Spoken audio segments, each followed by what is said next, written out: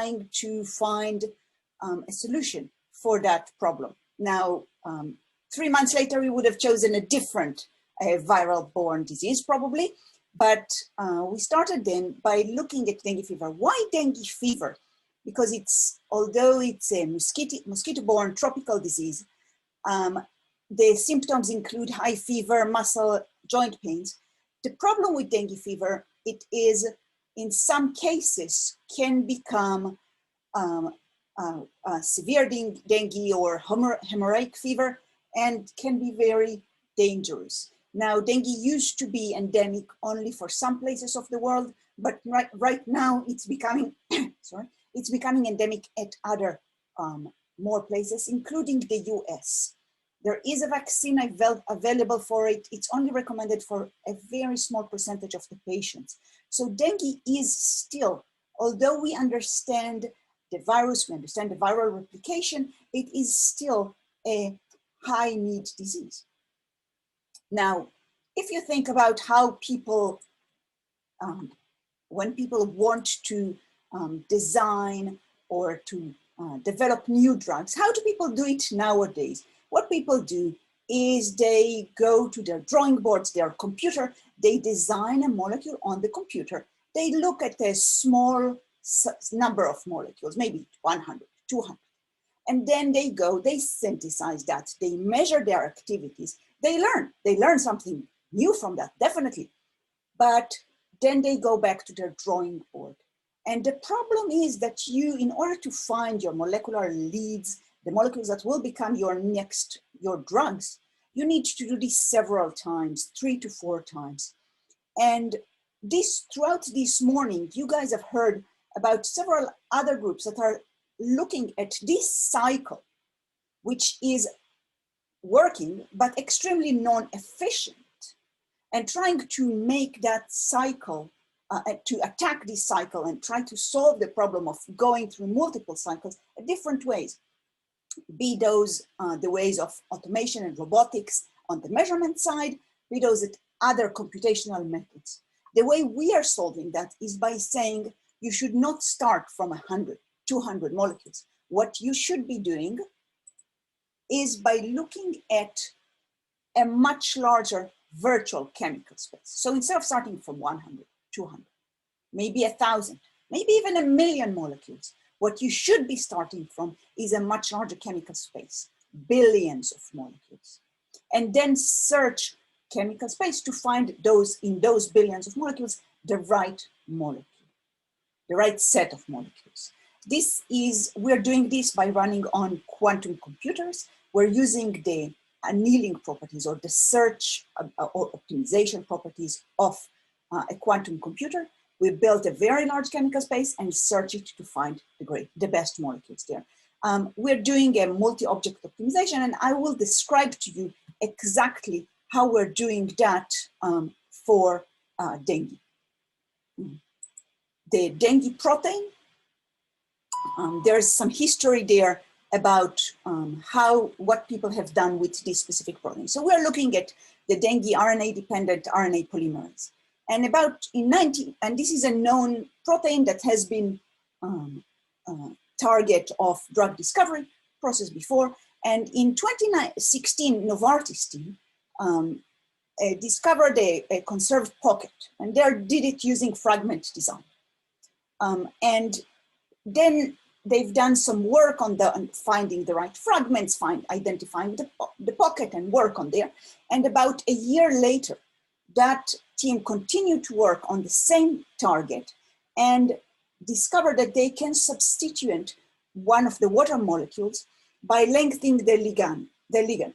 And then they increased the activity about 1 to 2 orders of magnitude. Now I want you to remember that it took them 3 years. We're talking about 4 different manuscripts here of working on the same protein, the same team, starting from small fragments going all the way to a molecule that we would think of as a hit or as a lead molecule. And one of the things they found is, of course, you need to lengthen your ligand, replace water molecules. So this is what happened. We came in at this stage and said, okay, now how can we use our method to see what we get here? Can we build the library here? Do we find the same molecules? Do we find different molecules? So our technology, our platform is called Tachyon. It is built on three major stones. The first one is automation, multiple targets, faster runs. The second one is AI, machine learning and analytics. Every time we run our program, every time we run our platform, we are becoming smarter. And very, very large chemical space, billions of molecules. This is running on top of two cloud computings. One is the regular silicon-based computer, and the other is on quantum computing. And we choose the right components and the right environment based on cost and the time that we are looking at. This is a work that we've done with Fujitsu, their digital annealer quantum computer, and we published that. You can see here, this is a white paper that we published on this part of the work.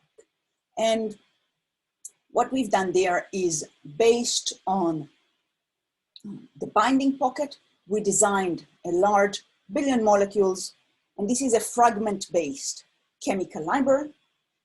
We use the Fujitsu digital annealer, which is a quantum computer, a quantum-inspired computer, to distill the library. So starting from billions of molecules, we now have, and we've done it through several steps, to go to about 3,000 molecules, and that we want to choose, and that we identified as molecular leads. And the whole step of going from billions to the 3,000 molecules took about 5 minutes. That's how fast these computers work. So let me go with you through several of those steps.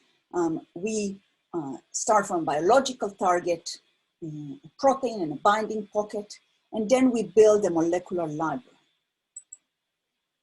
We can work from two different kinds of molecular libraries. We can start from a library of commercially available compounds. Let's assume we are starting from enamine or from WuXi library. These are libraries of about billions molecules each. And you need to reformat those to work on a quantum annealing and quantum computing platform. The other options that you have is to design a targeted, a diverse chemical space. So you can design based on fragments, a combinatorial library that is specific for the protein binding pocket, for the protein itself, and for the disease. So when we built that library, we think about, would this be an oral drug? Would this be a drug that will pass the blood-brain barrier, not pass the blood-brain barrier? What are the other properties that we are interested in? And of course, we think a lot about synthetic accessibility, whether or not these are molecules that we can synthesize, and other properties, drug-like, these kind of things, because by the end of the day, this is a multi-object optimization. We are optimizing good binders to the protein, but we are also optimizing molecules that we want later to become good drugs.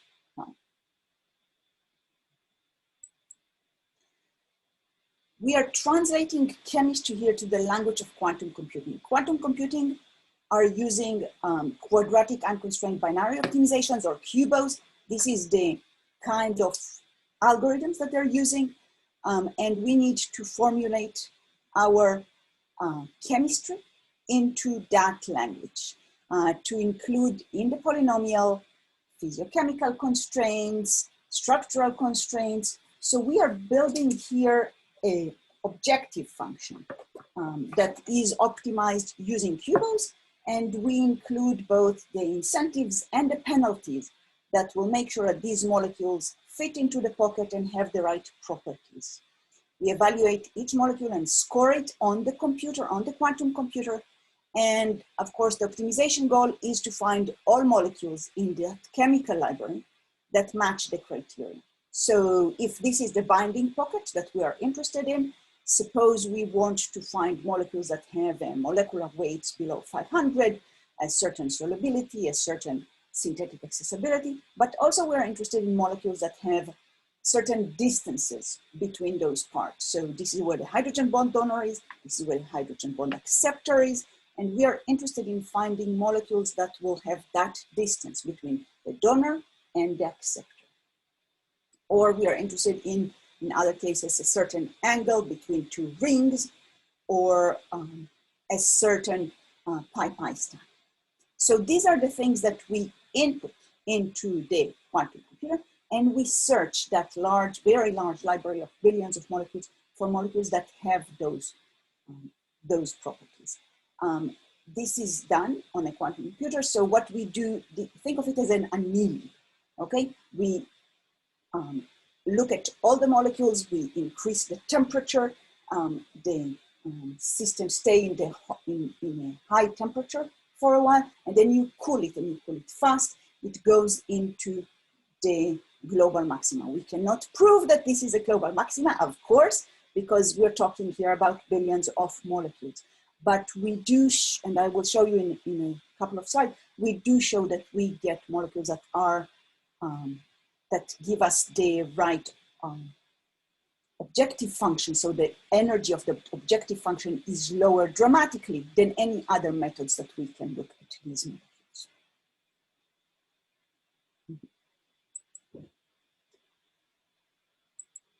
So after we are, sorry, this is, you've already seen that. So here is some example of running on the digital annealer.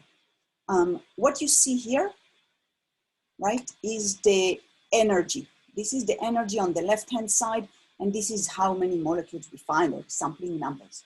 And what you can see here is that the energy, the low energy means better. So we are looking for a minima here.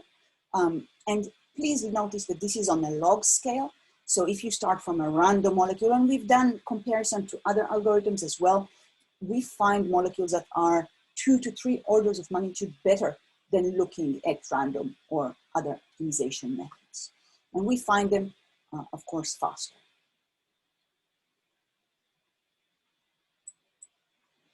The set of molecules that we find have molecular weight, log P, synthetic accessibility score, that are in the range of drug-like properties. And these are the kind of molecules that we are looking for and searching for. And you can see here the distribution both of the molecular weight, again, the SA score. For the SA score, anything between 3 to 4 is considered reasonable for synthesis, and log P. And these are all things that we, when we build our objective function, we include those kind of constraints in there. So we are looking only for molecules that have an SA score below a certain value, or a molecular weight below a certain value.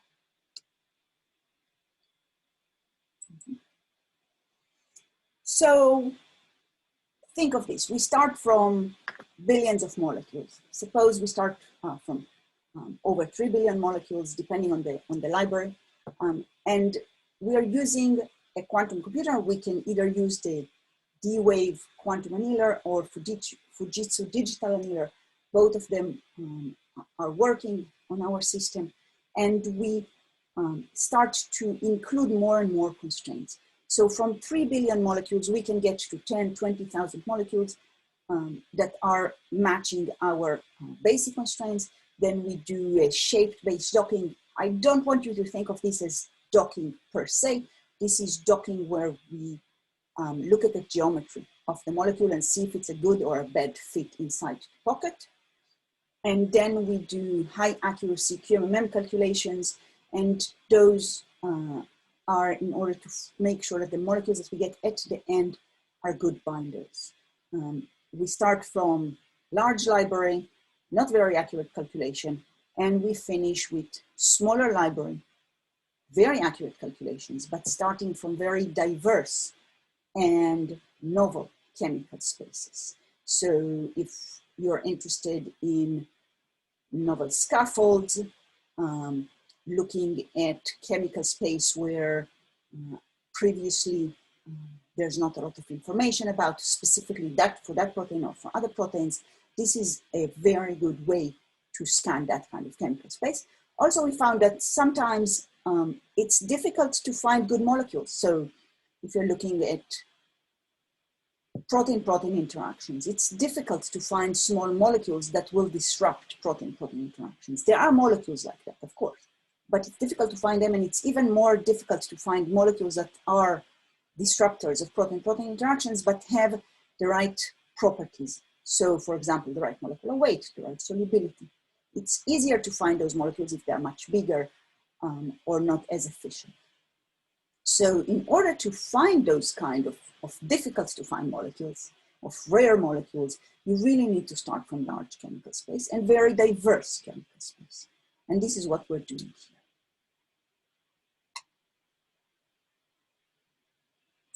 here. When we calculate QMMM for binding affinity, we're using this is a multi-scale, multi-resolution. It is based on the linear interaction energy formalism.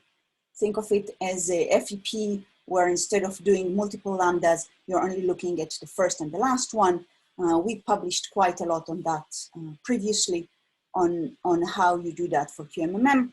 And of course, it is embarrassingly parallel. If anybody is interested in learning a bit more about that, this is QMMM on 4 different proteins that we've done. And you can see here the calculated versus experimental here. It is quite accurate method, and especially interesting here is that you can compare between different proteins, because what you're calculating is delta G, binding affinity, and you can compare between different proteins and different ligands that are very diverse in their structures. So unlike something like FEP, where you need to look at same protein, either the same protein or very similar ligands, here you can go to more diverse systems. And this QMMM have been, multiple work have been published on that, and publications, patents, and also work in animal models, and both in zebrafish model and in mouse models. So let's go back to the dengue fever. We started from a set of about 1.5 billion molecules, searched those, found 3,000 molecules.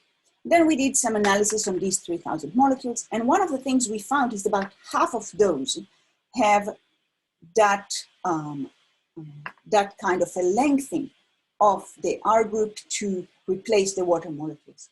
So by using the quantum computer, we can cut down, looking at the Novartis group work, and that took them about 3-4 years, 4 manuscripts, and using that by simply looking at a much larger chemical space, we can find those molecules much faster than what they've done. We have a new set of molecules there that we identified as good binders, and we are starting synthesis in the next couple of weeks.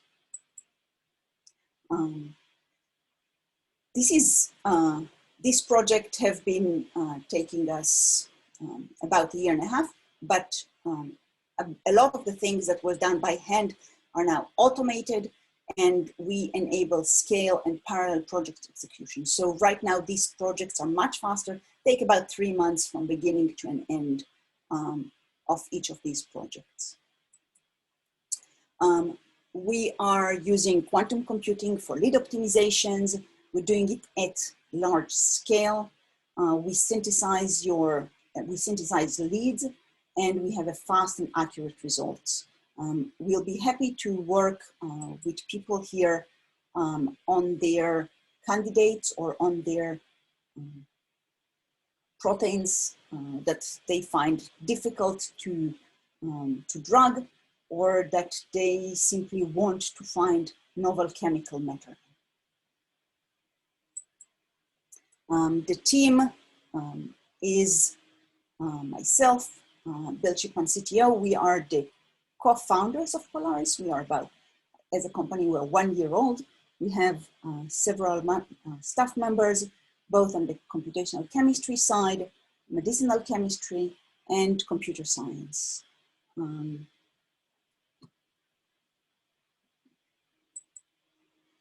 And we have the first drug discovery platform on a quantum computer. How can we help scale your projects? How can we help you answer questions in drug discovery? You have here my email, my phone number. I am on LinkedIn. I'm even on Twitter. So everybody's, please connect with us and we'll be happy to work with you. I think I still have about 5 minutes, so if anybody have a question, I'll be happy to answer those.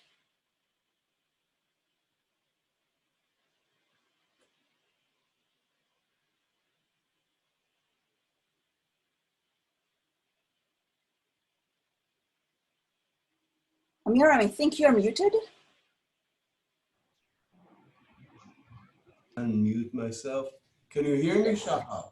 Yeah, I can. Okay, good to see you here. You as well.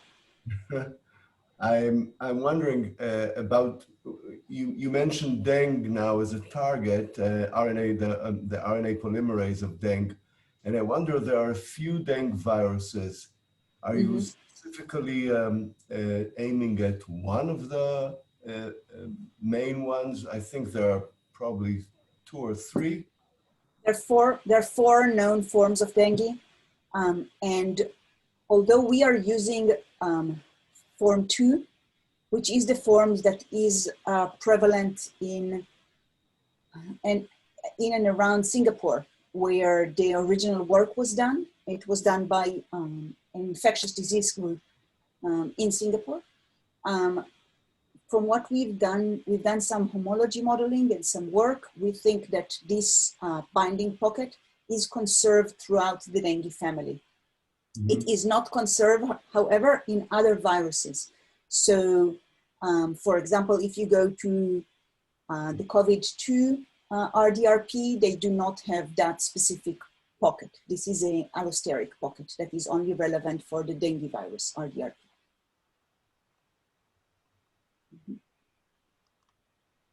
Okay, thanks. Yeah. Yeah, is there any questions from the audience? Yes, thank you, Dr. Shahar. It's just a second. Can we still ask? Can I still ask a question? Yeah. Go ahead, Shahar. Go ahead, Dr. Stefan. Yeah, thank you. My name is Stefan. I'm at the University of Miami. I have a presentation tomorrow. But it's very, very interesting talk. First time I'm hearing about this, actually, this quantum approaches to directly explore chemistry space. So I just wanted to clarify briefly. So are you using the actual crystal structure without a ligand to constrain the chemical space that you're exploring, or do you require a ligand? I think you mentioned on the slide that you require a ligand in the binding site to constrain the space that you then screen, and then if that's the case, so when you find that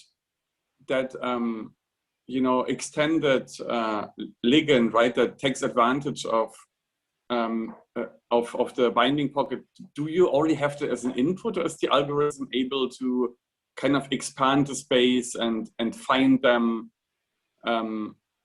somehow independent from the prior information? So the way we build the chemical space, we include the information. So for example, what we say is we're looking for molecules that have, for example, a hydrogen bond donor and the hydrogen bond acceptor have a certain distance between those 2 groups. So no matter what molecules you give the algorithm, it will find all the molecules that have that distance inside. And that's based on known ligands, right? I guess you need to have that knowledge, right? Yeah, so we built it based on the binding pocket. So we don't Yeah. need, you can think of it in two different ways, right? You can say, Oh, I see. Okay, I this get is it. my I get pocket. it. Yeah. You can say, this is my pocket, now let's build molecules that will fit it, or this is my pharmacophore model. Yeah, I see. Let's build I see. molecules that will fit into that pharmacophore. So your input could actually be certain you know, binding pocket surface pharmacophoric features, and then you use that Yes. for a constraint. Yeah, very interesting. Okay. Yeah. Yeah. Thank you for clarifying. This is very interesting. Yes, thank you. Thank you. I think the interesting part here is that we can build very large chemical spaces and then say, okay, find the right molecules inside that chemical space. It frees our way of thinking about how long does it take to transform that, you know, 1-2 billion library into your representation that you need? That I guess you need to somehow represent it, you know, in that pharmacophoric way, right? Then you can explore in some useful way.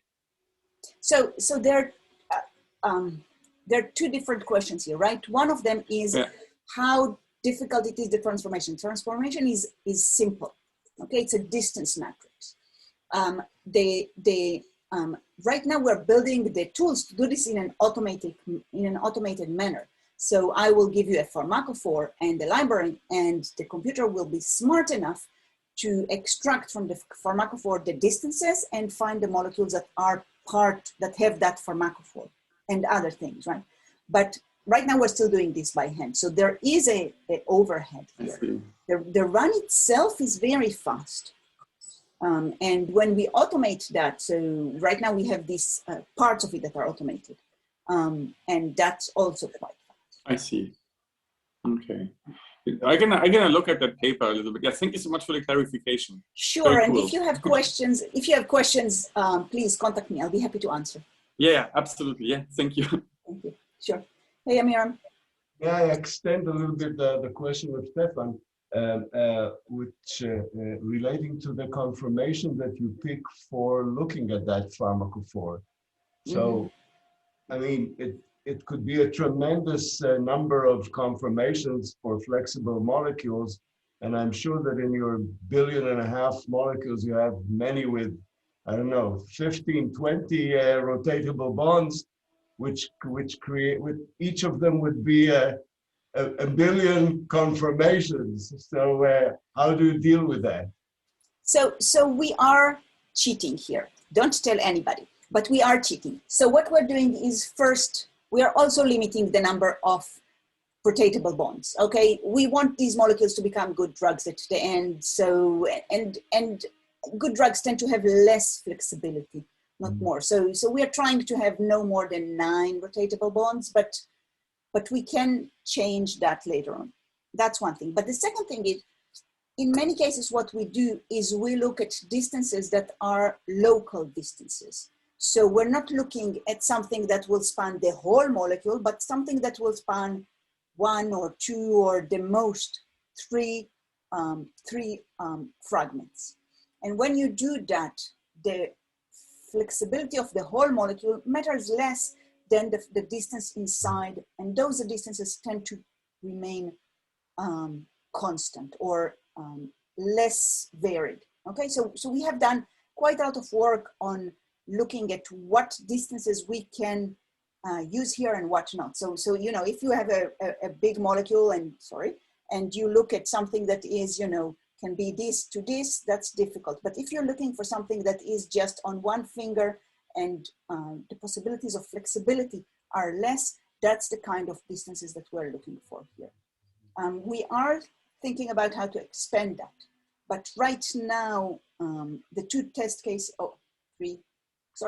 4 test cases that we've done, we are looking at much shorter distances to look at.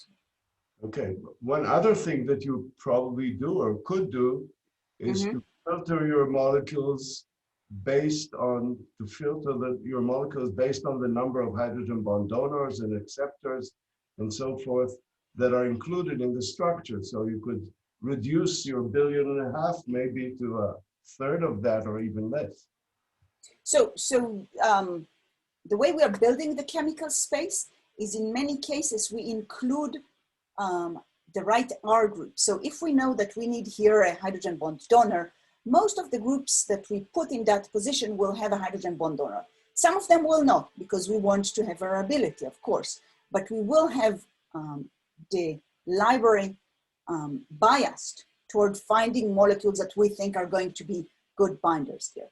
So each library is designed for a specific protein binding pocket in order to fit there. Okay, thanks, Shahar. That's interesting. Yeah, thank you so much, Dr. Shahar. Thank you. Thanks for a wonderful presentation. And